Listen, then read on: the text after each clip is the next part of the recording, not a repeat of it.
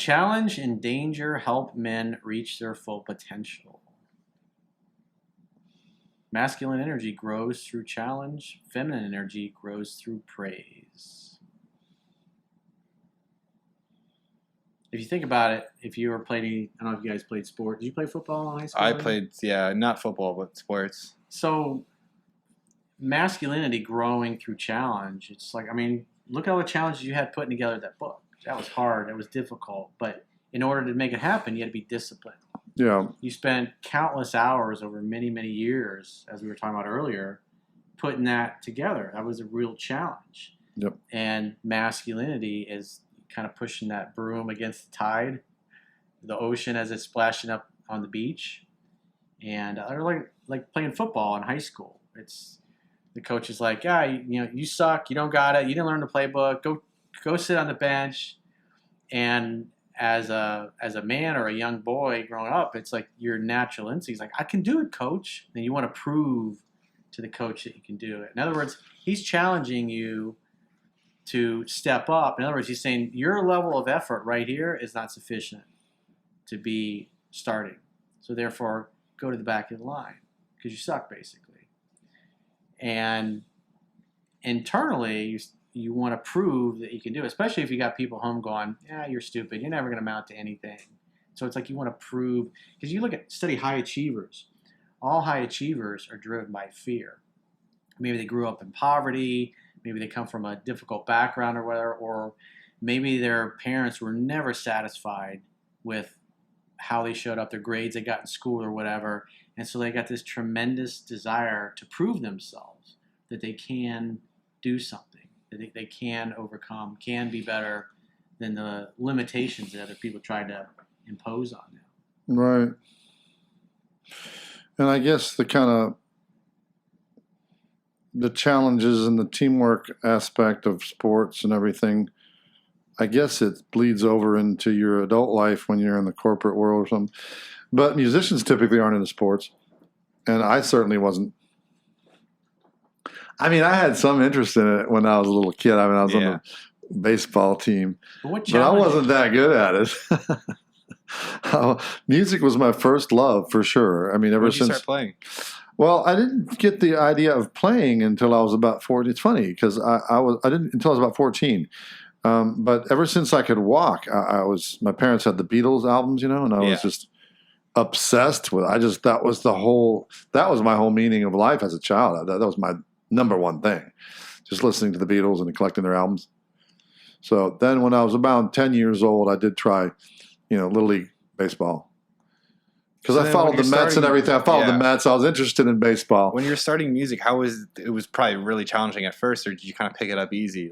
So why did you play Little League? Because they wanted you to play, or you? No, I was interested in it because I was into because I did follow. I was interested in sports as far as watching sports and following. So I had some interest there. Obviously, I mean, the Mets they weren't even that great then, but they're in my team. I was in New Jersey, so born and raised in Jersey for the first 12 years. So, and then I guess there was a natural thing to buy my own baseball glove and figure out how to break a baseball glove in and learn what a fastball is, learn what a curveball try, but I wasn't that good. And then it was just, so I guess it was like a detour. Music was first, and then I went off to do that a little bit, and then back to music, just back to music.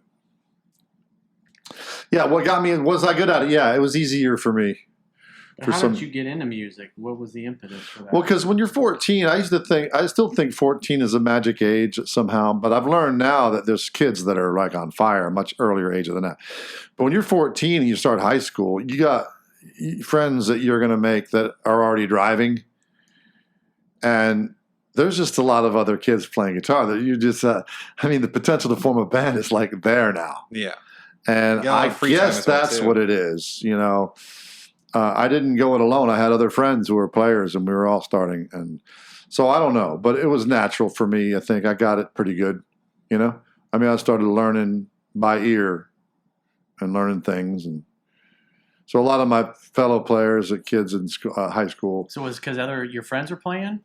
So we all encouraged each other. I don't know. I already had an interest in music from a younger age, but for some reason, it's hard to answer really. Yeah, I'm always fascinated. It's like, what is the Well, what are the things that happen in somebody's life that causes them to go down a certain path? yeah. Well, the thing is Why pick up a guitar? I was obsessed at with 14 and yeah, not right. I 5? was obsessed with music from the time I was 5. But why it didn't occur to me to play it myself until the age 14, I don't know. I mean, it's something really when you think of it, because it never even occurred to me.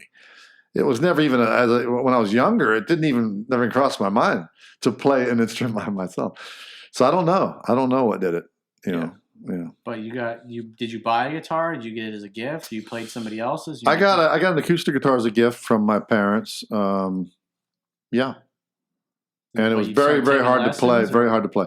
No, I never got lessons. Never got lessons. You just taught yourself? Yeah, I taught myself. Yeah. That's impressive. Yeah. I was learning the bass guitar. I just needed the lessons I followed on the thing. It was just tough by myself. It just takes a lot of time. That you have to be very passionate. Yeah, about it takes time, and what it is it's obsession, right? It's time, it's obsession. So, I think that's for all accomplished musicians, obsession is the common ingredient. I think they obsess over it, and I think that's. So would you say that you loved it, and that's why you obsessed over it? Yeah, I guess. Yeah, so then, I guess since you loved it too, whenever you had like a challenge, like say you're trying to learn a new challenging piece, you kind of just had that drive. Well, classical guitar didn't come until much later. Yeah, I was a rock guitar player. Like Jimi Hendrix and Led Zeppelin and Black Sabbath were like my first 3. And then Guns N' Roses came out. I was a big fan. And then I was just starting to get bored. And of course, I heard Metallica too. But I wasn't wooed by them. It's still not one of my favorite bands. I don't really like them even now. But I heard another speed metal band in particular right around the time when I was looking for new challenges. And I also discovered classical guitar. So I was looking for something. I was just getting bored, and I discovered classical guitar and speed metal at that time. Yeah. So you wanted to conquer it. That came later. Now, it's funny to put it together now when I went that might have run around that time, I guess. Right around that time, right? I was playing classical guitar already when you met me? Well, the lessons I was taking, because I had a Fender, the red Stratocaster. Remember that? It had like a little bit of glittery. I vaguely remember that. Yeah, it was a beautiful guitar. It had like You don't have it?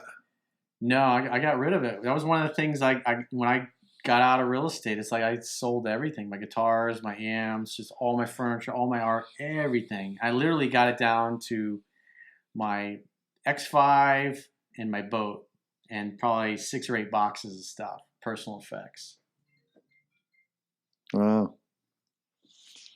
Yeah, I remember. It was complete reset of my life.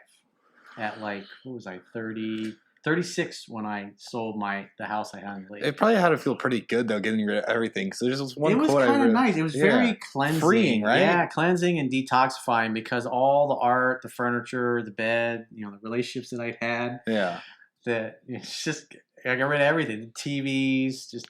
That's a lot of things you have in mind to take care of. Like one quote I really like is like, the more things you own, the more it owns you. Mm-hmm. So that you just completely give the freedom. You're like, oh, I can go wherever I want. Like I don't have to worry about moving all this stuff or any of this. Well, pets are like that. Frank Lloyd Wright said that most rich people are nothing more than janitors of their possessions. It's funny that the first word out of your mouth was Frank when I mentioned my pet, because that's what my cat's name was. Really? Yeah, he disappeared about 2.5 months ago. Oh, that sucks. That coincides with a coyote sighting that my neighbors reported. Coyote. Frank got eaten by the coyote? Apparently, they said they saw 2 coyotes in their front yard, and that was also coincided with his disappearance. So, but I told myself, next when Frank passes or whatever, that I wasn't going to get another pet, so I'd be more freed up for traveling. But I didn't expect it to happen that fast. It was very anticlimactic. One day, I had him for 12 years, right? So one day I'm just petting him. The next day, he's just gone. That was it. I waited for a month or more, because those cats can show up. I've had that happen. So last thing I want to do is get rid of all of his stuff and then him show back up at my door. And that be having to apologize. Where's my stuff? Where's my stuff, human? Yeah, so that was cleansing in a way. Get rid of everything, the litter box, the food, and bowls, and so now, because traveling, I think it's troublesome with a pet. You got to, No, it is. You're like, oh, hey, can you go stop by my house, take watch over? Hey, can you watch over? Yeah. This is a whole nother layer. Cats are a lot easier. Cats are way easier. Yeah. That's why cats have really grown. I like dogs more. I like both. They're very attention hungry, though. I actually changed my opinion on cats a little bit now, so I'm less of a cat That's one of the person. things Jordan Peterson says: always take an opportunity to pet a cat. Yeah, and that's all right. Yeah. Now I saw that. I think I saw that when he created it. When it came on, I saw him speak on that. And I thought It's in that the was book too. yeah. It was intriguing. I don't remember because we hadn't gotten to that part. Well, that's right. He was reading his book. That's right, because I have the book on audio. That's what it was. His second book, or no, third, 12 right? Rules for Life. 12 more rules for life. Well, it was 12. It was in 12 Rules for Life. There was a chapter, and I don't remember because I went through the audiobook several years ago and read it. Oh, and it then for this was in stuff that one. with the Okay. girls, I think we're maybe a third of the way through the book, so we've been listening to the book and reading it together, and then coming up with questions. It's my recollection that the cat and dog thing, or pet a cat, like you said, comes from the new book. But I guess I could be wrong. Yeah, because I have the new book. No, it was in the 12 Rules Okay. for Life. Okay. Yeah, what's the new book called? 12 More Rules, and there's a subtitle. What's the subtitle? Something Chaos Beyond Order. Yeah. 12 More Rules for Life Beyond Order is the new book. And boy, he starts it off talking about his struggle, his thing with benzos. I never can remember that drug name.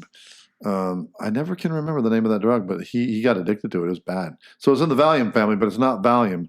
Lorazepam. Yeah. Wow. Ooh, that's a horrible story.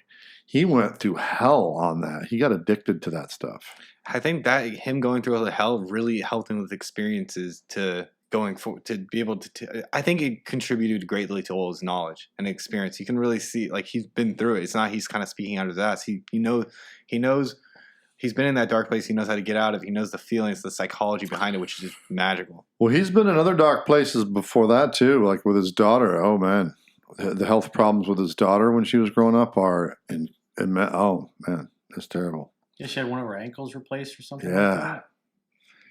It's amazing the issues that she has, and she seems to be doing good now, right? She's got her own podcast now. Yeah, I saw their little. I liked. You seen the little clips of them together. They had the little things. Yeah, they're doing stuff together. Yeah.